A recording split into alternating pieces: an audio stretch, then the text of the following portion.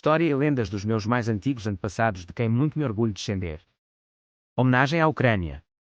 19 de maio de 1125, morre Vladimir II Monomakh, Grão-Duque de Kiev, santo da Igreja Ortodoxa Oriental, meu 31º e 33º avô, sexto avô da Rainha Santa Isabel, mulher de Dom Dinis, rei de Portugal.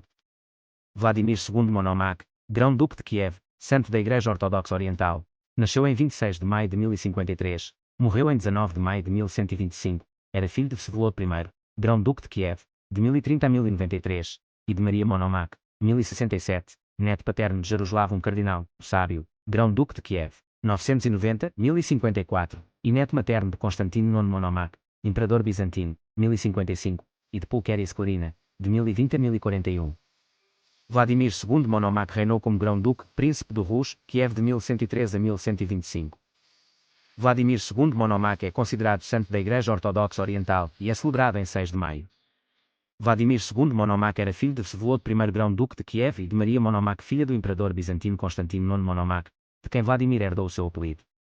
A prática de nomenclatura bizantina da época permitia a adoção de um sobrenome materno, se a família da mãe fosse percebida de origem mais nobre do que a do pai.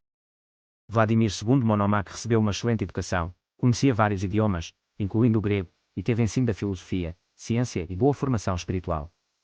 Foi eleito por unanimidade para o trono de Kiev, embora sem experiência. Reinado. No seu famoso testamento, também conhecido como o Testamento, aos seus filhos, Vladimir II Monomakh refere que conduziu 83 campanhas militares.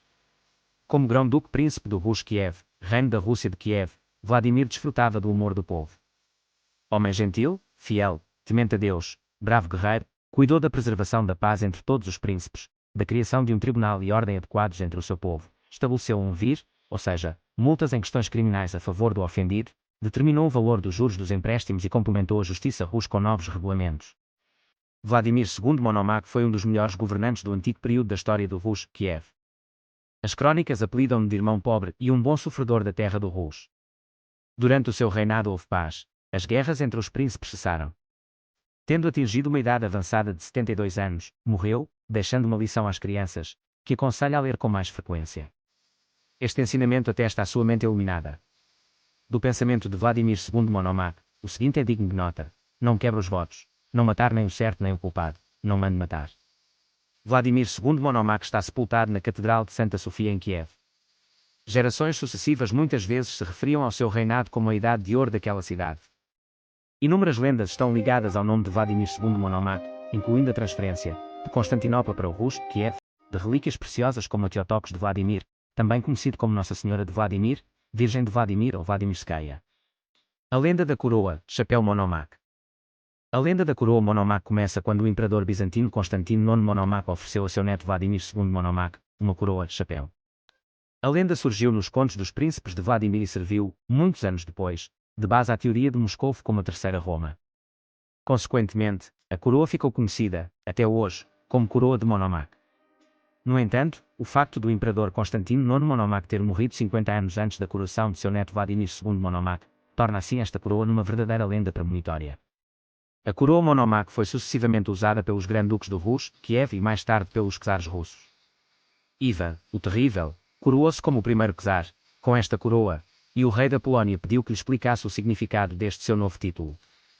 A isso Ivan respondeu que quem quer que seja coroado com a coroa de Monomakh é tradicionalmente chamado de czar, porque foi um presente de um czar, isto é, do imperador Constantino IX Monomakh, que enviou a coroa a Kiev, para coroar Vladimir II Monomakh. Ivan provavelmente não estava ciente de que à época da morte do imperador Constantino IX Monomakh, Vladimir II Monomakh tinha apenas 2 anos de idade e ainda não era o soberano de Kiev. A coroa Monomakh foi usada pela última vez na dupla coroação de Ivan V e Pedro, o Grande em 1682, embora tenha sido levada em procissão em coroações posteriores. Família e descendência. Vladimir II Monomakh casou 2 vezes.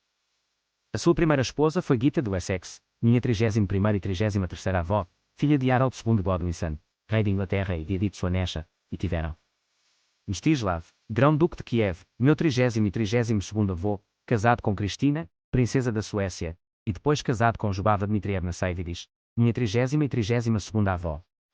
Iziaslav Vladimirovich, príncipe de Kursk. Sviatoslav Vladimirovich, príncipe de Smolensk e Preyaslav.